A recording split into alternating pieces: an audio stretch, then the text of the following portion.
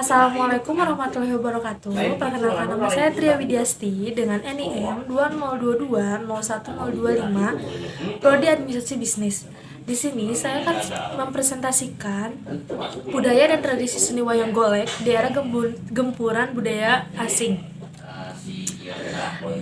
Table of content. Yang pertama ada latar belakang, yang kedua ada definisi budaya dan tradisi, yang ketiga manfaat seni wayang golek bagi masyarakat Indonesia, yang keempat eksistensi wayang golek, yang kelima antisipasi wayang golek agar tidak punah. Yang pertama ada latar belakang. Wayang adalah salah satu manifestasi budaya leluhur bangsa Indonesia yang secara historis dikenal sejak tahun 861 Masehi pada masa Raja Jayabaya di Mamenang Kediri. Oleh karena itu, bagi masyarakat Indonesia, khususnya Jawa Barat, Jawa Timur, Jawa Tengah, tidak terlepas dari pertunjukan wayang sebagai bagian dari kehidupannya. Wayang dikenal sebagai seni pertunjukan yang adiluhung, yang artinya seni yang mengandung nilai-nilai keindahan dan perbuatan ajaran moral spiritual yang dalam. Wayang golek terdiri atas dua kata, yaitu wayang dan golek. Pemaknaan wayang berasal dari wad dan hyang, artinya leluhur. Akan tetapi ada yang berpendapat, yaitu dari kata bayangan, mengacu pada wayang kulit yang sering dipergelarkan masyarakat Jawa. Sementara kata golek seringkali diambil dari istilah bahasa Sunda berupa kirata atau dikira-kira tapi nyata, yaitu ugal ego ulang elek, yang artinya dapat melakukan gerakan atau menari seperti hanya manusia. Bagian yang sering merupakan unsur pokok pada wayang golek adalah kepala dan tangan. Kepala dan tangan golek termasuk kepada bagian yang bisa diugal ego ulang-ulang. Wayang golek dibagi menjadi dua, wayang golek papak cepak dan wayang golek purwa. Yang pertama wayang golek papak cepak, yaitu wayang golek yang bagian kepala tidak memiliki telekung sehingga disebut papak atau cepak. Wayang ini ada di Kabupaten Indramayu. Wayang golek cepak diperkirakan dibuat pada tahun 1800-an. Kemudian ada wayang golek purwa, yaitu pertunjukan boneka wayang yang cerita pokoknya bersumber pada cerita Mahabharata dan Ramayana. Yang kedua ada definisi budaya dan tradisi. Budaya adalah salah satu cara hidup yang berkembang dan dimiliki oleh sekelompok orang, kemudian diwariskan kepada generasi selanjutnya. Budaya itu terbentuk dari beberapa unsur yang rumit, diantaranya itu adat istiadat, bahasa, karya seni, sistem agama, dan politik. Bahasa mahalnya dengan budaya, yakni suatu bagian yang tak terpisahkan dari manusia. Selanjutnya ada tradisi. Tradisi adalah kata yang mengacu pada adat atau kebiasaan yang turun-menurun atau peraturan yang dijalankan masyarakat. Tradisi menurut Esten adalah kebiasaan turun-menurun sekelompok masyarakat berdasarkan nilai budaya masyarakat yang bersangkutan. Sedangkan menurut Surjono, tradisi merupakan perbuatan yang dilakukan berulang-ulang di dalam bentuk yang sama. Jadi tradoso merupakan merupakan kebiasaan yang dilakukan secara turun-menurun. Selanjutnya ada manfaat seni wayang golek bagi masyarakat Indonesia.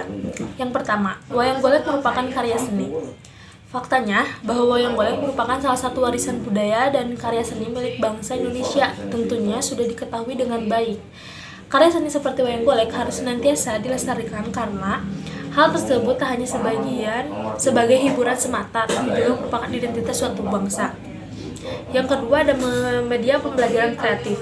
Tidak hanya para praktisi pendidikan saat ini yang menggunakan media-media budaya sebagai media pembelajaran. Mungkin karena wayang golek merupakan warisan budaya Indonesia yang berasal dari Jawa Barat, dan mungkin saja beberapa sekolah di sana masih menggunakan sebagai media pembelajaran.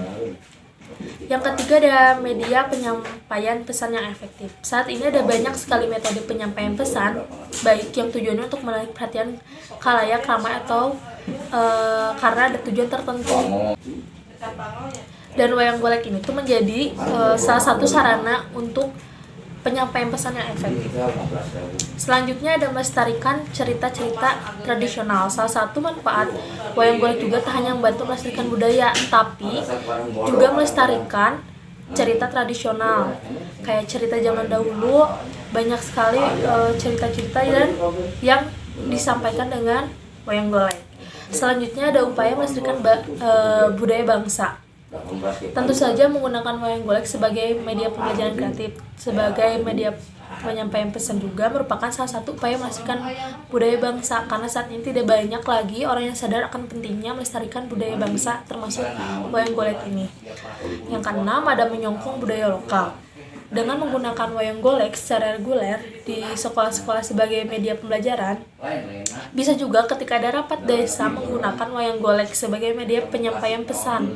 Hal ini tentu saja akan sangat baik guna menyongkong budaya lokal Jawa Barat, tapi bisa juga diaplikasikan untuk wilayah lain, terutama daerah-daerah yang tidak memiliki kesenian wayang. Selanjutnya, tokohnya menjadi tauladan. Banyak sekali wayang-wayang golek yang bisa aspek-aspeknya menjadikan tauladan, tak hanya dari segi ceritanya yang merakyat atau memotret kehidupan sosial masyarakat secara alamiah, tapi juga ada banyak tauladan yang bisa dipelajarin dari setiap tokoh-tokohnya, mulai dari sifat, karakter, sampai kebijaksanaan, bisa dijadikan bahan pembelajaran. Selanjutnya, sebagai media informasi kreatif. Di era digital saat ini, di mana kaum milenial begitu mengagung-agungkan penggunaan media sosial dan menjadi digital, saling bertukar atau sharing informasi. Memang menyampaikan informasi menggunakan wayang golek tak terlihat lagi menarik, namun jangan salah, jika kedua aspek tersebut digabungkan, justru akan membuat proses penyampaian menjadi jauh lebih baik. Selanjutnya, media hiburan masyarakat. Secara tradisional, manfaat wayang golek merupakan salah satu media hiburan masyarakat karena memang dari segi cerita diambil dari kehidupan masyarakatnya. Selain itu, dibandingkan dengan jenis hiburan yang kekinian, wayang golek menawarkan sesuatu yang segar namun tidak kehilangan jati dirinya, karena wayang golek merupakan salah satu warisan budaya yang harus dilestarikan banget sih. Selanjutnya ada eksistensi wayang golek.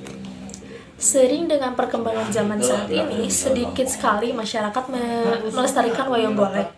Pasalnya, hal itu ditandai karena semakin menurunnya jumlah peminat terhadap kesenian-seni tradisional asal Pasundan tersebut. Ada banyak hal yang mencakup atau yang mempengaruhi menurunnya eksistensi wayang golek di Jawa Barat. Salah satunya semakin pesatnya era globalisasi serta pengaruh kebudayaan asing, munculnya keberadaan film animasi di era globalisasi, atau kayak drama Korea, drama Cina, kan karena sekarang banyak banget ya untuk kaum milenial sudah kurang untuk menonton wayang golek karena malah banyak untuk menonton drama-drama. Saat ini juga pengaruh karya seni wayang golek yang kurang diminati oleh pemuda. Kini pemuda salah satunya beralih ke pokoknya film asing lah, pokoknya sehingga wayang golek kalah bersaing. Sementara itu, eksistensi wayang golek yang menurun juga ditandai dengan berkurangnya sentuh tangan pemerintah. Hal tersebut cukup dirasakan setelah peresmian menjadi kampung urban di tahun 2017. Nah, berikut aku tampilin nih presentase minat penonton wayang golek dimulai masa kejayaannya itu sebenarnya di tahun 1980, kemudian terus menurun tahun 90, tahun 2000-an, sampai sekarang tuh makin menurun untuk peminat gitu untuk wayang golek. Yang terakhir ada antisipasi wayang golek agar tidak punah. Yang pertama ada mengenalkan wayang golek pada ekstrakurikuler. Kenapa sih gitu harus mengenalkan wayang golek ini kepada ekstrakurikuler atau ke sekolah-sekolah?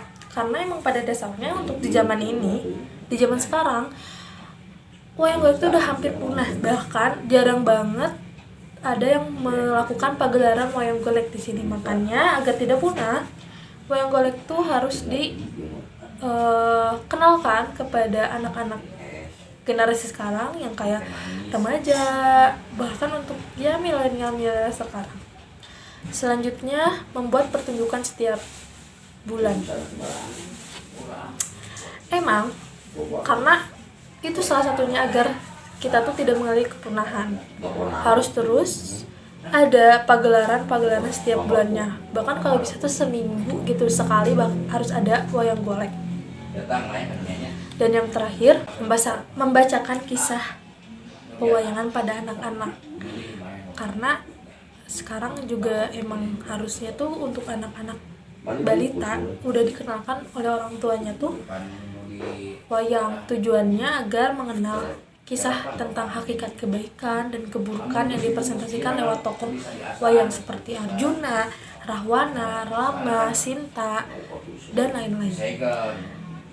Karena saat ini sudah ada kisah pewayangan yang dibuat dalam bentuk komik tahu. Judulnya Garudayana. Komiknya dibuat dengan model yang kekinian sehingga menarik minat pembacanya. Sekian presentasi yang dapat saya sampaikan. Maaf bila ada kesalahan. Wassalamualaikum warahmatullahi wabarakatuh.